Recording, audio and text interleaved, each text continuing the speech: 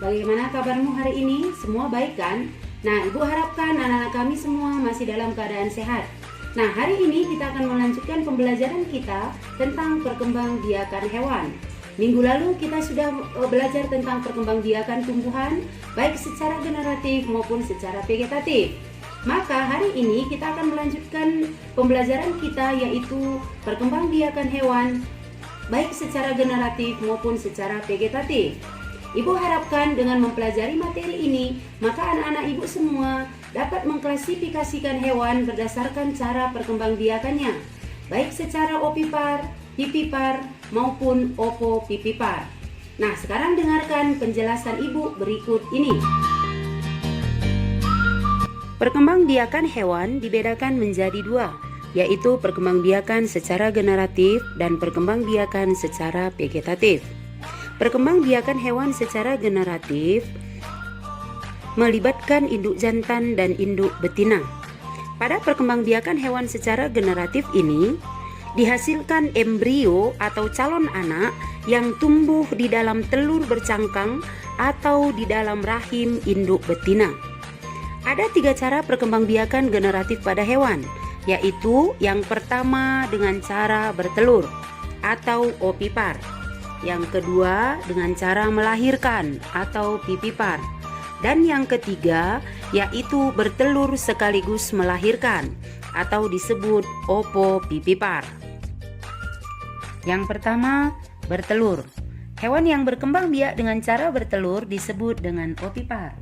Proses yang terjadi pada hewan yang bertelur adalah sel telur dibuahi oleh sel sperma yang menghasilkan zigot.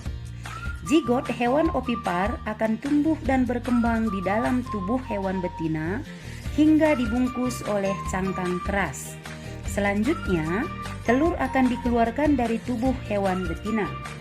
Perhatikanlah telur ayam yang baru dibuahi. Di dalam telur ayam terdapat zigot yang sedang tumbuh menjadi calon bayi. Agar dapat tumbuh dan berkembang, zigot mendapat makanan dari telur. Selama beberapa waktu, zigot akan berkembang menjadi calon bayi. Nah, ketika saatnya tiba, calon bayi ini kemudian menetas. Hewan yang berkembang biak dengan cara bertelur antara lain golongan serangga, ikan, katak, cecak, dan burung.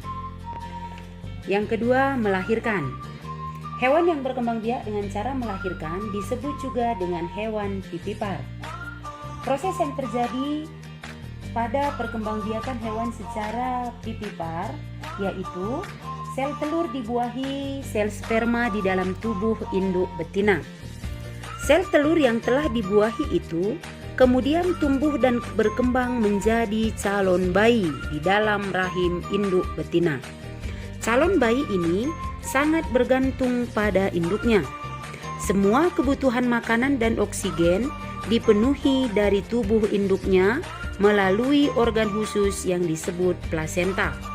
Nah, ketika saatnya tiba, bayi akan dilahirkan. Lama calon anak dalam rahim induk betina disebut dengan masa kehamilan atau masa bunting. Masa bunting hewan berbeda-beda untuk setiap jenis hewan. Misalnya, masa bunting kelinci hanya 31 hari. Sementara masa bunting sapi bisa mencapai lebih kurang 280 hari.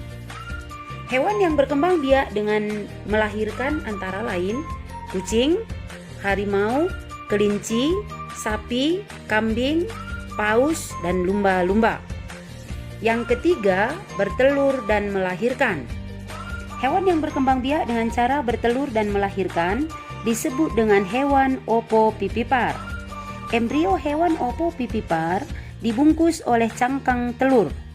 Telur tidak akan dikeluarkan dari tubuh induknya, melainkan tetap bertahan di dalam tubuh induknya hingga menetas. Kebutuhan makanan hewan ovovivipar tidak dipenuhi dari induknya, melainkan dari cadangan makanan yang ada di dalam telur. Anak hewan dikeluarkan dari tubuh induk betina seperti melahirkan. Perbedaan antara hewan vivipar dan ovovivipar adalah pada hewan vivipar embrio akan mendapatkan makanan dari induknya. Sedangkan pada hewan opopipipar, embrio tidak mendapatkan makanan dari induknya, tetapi dari dalam telur yang mengandung cadangan makanan. Hewan yang termasuk opopipipar antara lain ular boa, ikan hiu macan, dan beberapa jenis kadal dan kuda laut. Nah, sekarang kita lanjutkan perkembangbiakan hewan secara vegetatif. Perkembangbiakan hewan secara vegetatif merupakan perkembangbiakan yang hanya melibatkan satu induk. Artinya di sini tidak ada sel kelamin jantan dan sel kelamin betina. Perkembangbiakan vegetatif terjadi pada hewan tingkat rendah. Hewan tingkat rendah adalah hewan yang tidak bertulang belakang serta hewan yang memiliki sistem pencernaan, pernapasan, dan peredaran darah yang sederhana. Beberapa contoh hewan tingkat rendah antara lain hydra, cacing pipih, tumbuhan spons, dan ubur-ubur. Perkembangbiakan hewan secara vegetatif dapat dilakukan dengan fragmentasi dan pembentukan tunas. Nah, kita lihat hewan yang berkembang biak dengan cara fragmentasi. Fragmentasi adalah perkembangbiakan pada hewan dengan memotong bagian tubuhnya menjadi beberapa bagian. Potongan tubuh tersebut kemudian tumbuh menjadi individu baru. Contoh hewan yang dapat berkembang biak dengan fragmentasi yaitu cacing planaria. Kemudian yang kedua, pembentukan tunas.